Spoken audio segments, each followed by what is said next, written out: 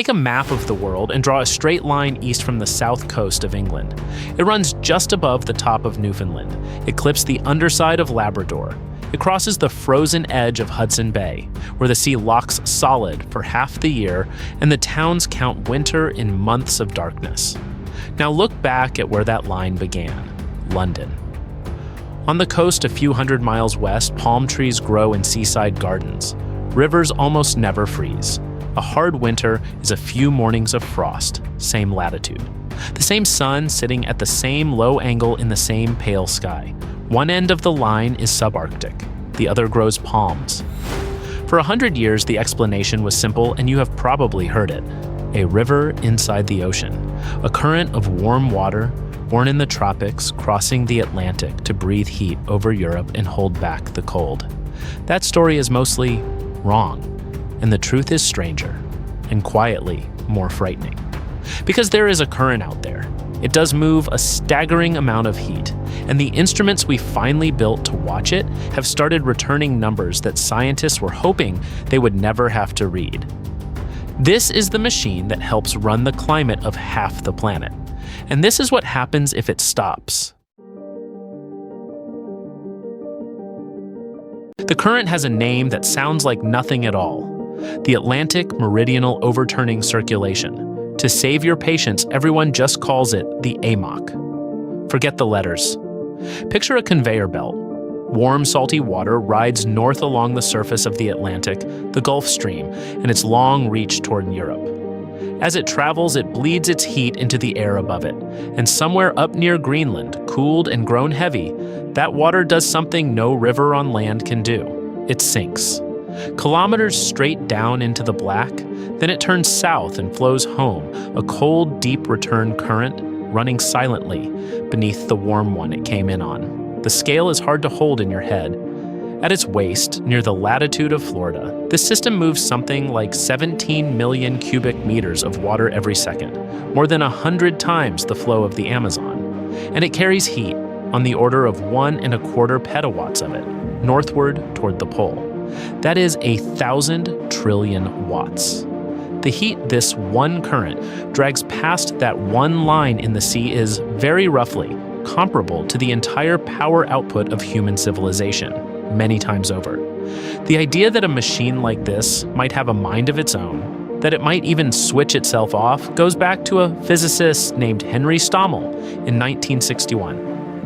With a model simple enough to sketch on a napkin, he showed the ocean's overturning could settle into more than one stable state. It could run, or it could stall, and the very same conditions could allow either one. But the idea truly entered the world in 1987 when a Columbia scientist named Wallace Brecker drew the current as a single looping ribbon wrapped around the whole globe, and warned that the greenhouse we were building might hold, in his words, unpleasant surprises. He had a phrase for the climate. He called it an angry beast, and he said we were poking it with sticks.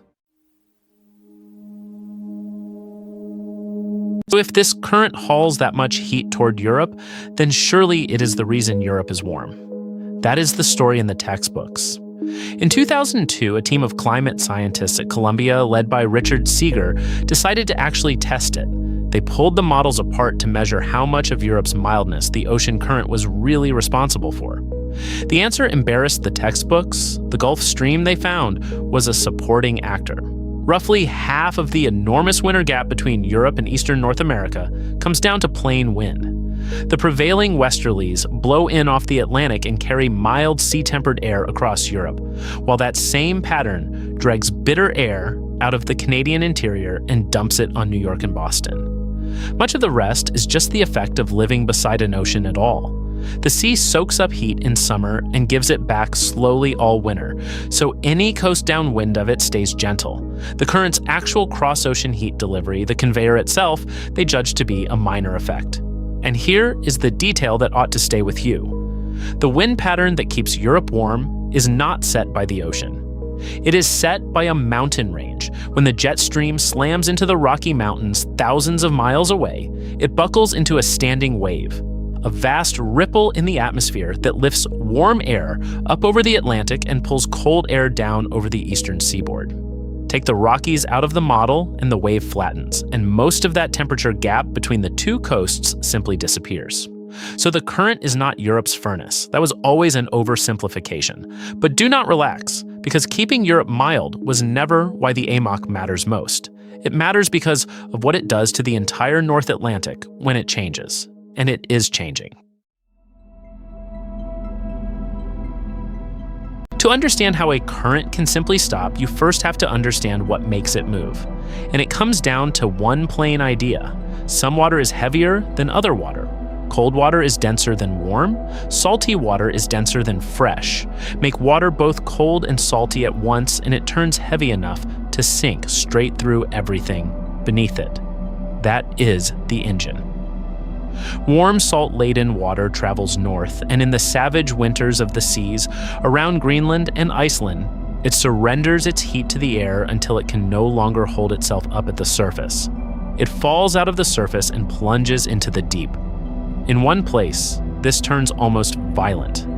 In the Denmark Strait between Greenland and Iceland, cold, heavy water pours over a hidden undersea ridge and cascades toward the abyss. It is a waterfall 3,500 meters tall, moving far more water than any waterfall on land, and it is completely invisible beneath the waves. The largest waterfall on Earth is one that no one has ever seen. For decades, the textbooks taught that most of this sinking happened in the Labrador Sea. Then in 2019, an international array of deep-sea sensors called Oceanography published a finding that rewrote the chapter. The Labrador Sea barely contributed.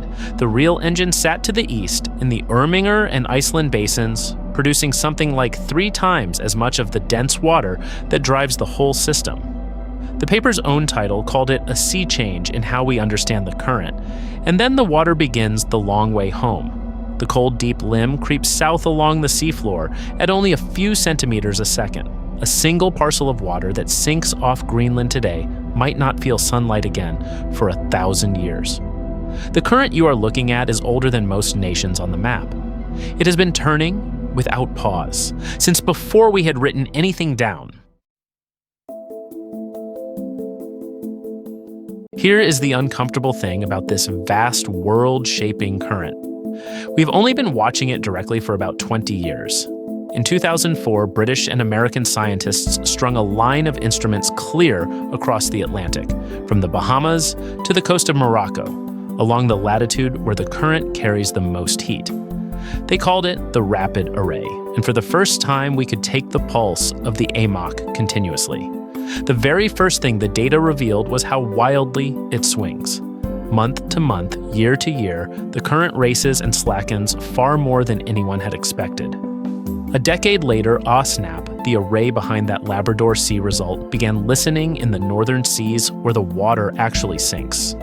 But 20 years is nothing for a current that breathes on a rhythm of decades. So to see further back, scientists went looking for fingerprints. The clearest one is a strange patch of ocean just south of Greenland that has been cooling while very nearly the whole rest of the planet warms. A cold blob, sitting exactly where you would expect if less warm water were arriving from the south.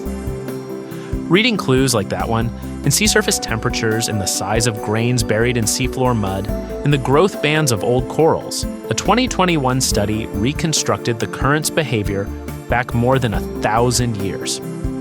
Its conclusion was that the AMOC is probably now weaker than at any point in that entire record. A companion study put the weakening since the middle of the 20th century at around 15%. But honesty matters more than drama here, and this is where most tellings of this story go wrong. Those numbers are reconstructions. They are inferences, not direct readings, because nobody measured this current before 2004, and the direct record we do have is, so far, genuinely ambiguous.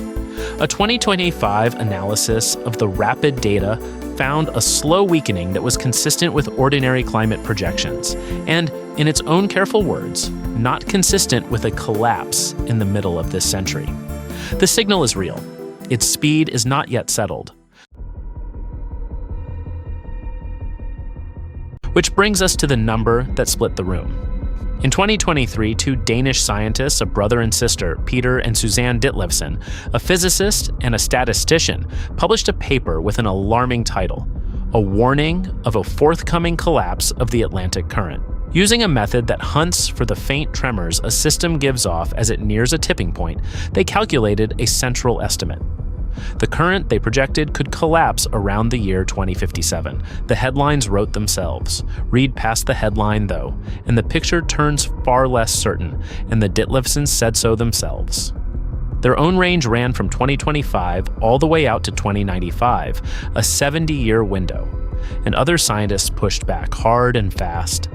Some argued the ocean fingerprint the study leaned on was not a clean measure of the current in the first place. Others ran the same style of math on different data and got tipping dates scattered across 6,000 years. Their point was not that the current is safe. It was that you simply cannot pull a trustworthy date out of a record this short.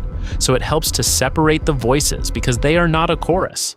At one end sits the consensus, the IPCC. The current will very likely weaken this century, they say, and that part is better than 90% certain. But they hold only medium confidence that it will not abruptly collapse before the year 2100. In the middle sits a 2024 study out of the Netherlands, which found the AMOC to be, in its phrase, on tipping course, drifting toward a threshold, but which flatly refused to name a year, because the authors said the data could not honestly support one.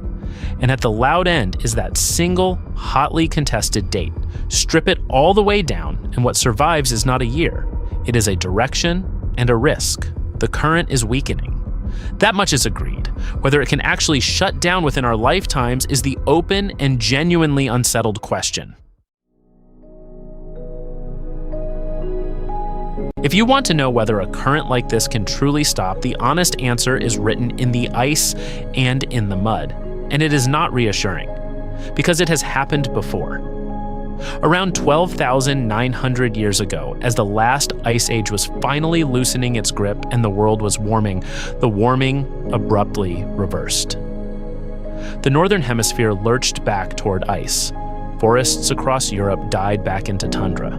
The cold held for more than 1,000 years before it lifted again. We call it the Younger Dryas, named for an Arctic flower whose pollen marks the layers of that frozen return. The leading explanation is chillingly familiar. A vast lake of glacial meltwater, dammed for centuries behind the melting ice sheets of North America, is thought to have burst loose and flooded into the North Atlantic. All that fresh water diluted the salt and robbed the surface of the density it needs to sink, and it choked the engine. The current faltered, and the heat stopped arriving. Exactly which way that flood drained is still argued over. That it happened, and that the climate buckled in response, is not. And the ice cores hold worse news than that. Reading the layers back through the last ice age, scientists have counted the North Atlantic climate flipping again and again. Abrupt warmings and coolings, a couple of dozen of them, some unfolding within a few decades. In one Greenland record, the local climate signal reorganized in as little as 1 to 3 years. Whatever this system is, it has moved faster than governments, faster than economies, faster than a single human life. That is the real lesson buried in the deep past. Not a prophecy and not a date, because no one down there was keeping records, but a demonstration. The climate is not always a dial you turn slowly. Sometimes it is a switch. And the North Atlantic is where that switch has been thrown before. So, what would actually happen if it stalled? Not the movie. In The Day After Tomorrow, the ocean quits and the world flash freezes in a matter of days, and NOAA was actually moved to publish a note explaining that this is impossible. You cannot freeze a continent in an afternoon. The real thing plays out over decades, and it is regional, not global. The rest of the planet keeps right on warming. This is a cold shock aimed at one corner of the world laid over a fever. But for that corner, it would be brutal. Model the northwest of Europe with the current switched off, and you get winters that are hard to even picture there. Cold extremes plunging far below anything modern Europe has lived through. Sea ice pressing against coastlines that today never freeze. Growing seasons cut short across the continent's farmland. Those exact figures come from a single model running an idealized scenario, a warning rather than a forecast, but the direction of it is not in doubt, and it would not stop at Europe. As the current slackens, water begins to pile up against the eastern seaboard of the United States. One study found that the slowdown alone could add up to around 20 centimeters of sea level rise for cities like New York by the end of the century, stacked on top of the global rise everyone already faces. This is not only theory. During a real temporary weakening in 2009 and 2010, the coast north of New York briefly jumped about 5 inches, a once-in-centuries spike as the current faltered. Further south, the tropical rain belt itself would slide, weakening the monsoons that feed West Africa and India, redrawing the map of where the rain falls for billions of people. And this is where the story has to end honestly. Our direct record is barely 2 decades old. Watching a machine that turns over across 1,000 years, we know it is weakening.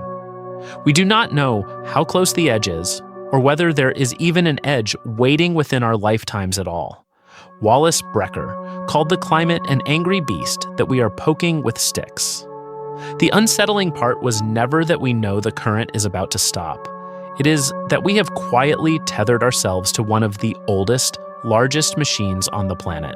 We have begun to change the very water that feeds it, and we are only just now learning how to listen to it. The ocean keeps its secrets. This is one we cannot afford to let it keep. If you want to keep descending with us into the science and the mysteries and the sheer scale of the deep, subscribe to Blues Below and stay in the dark with us a while longer. There is so much more down there. We will see you on the next dive.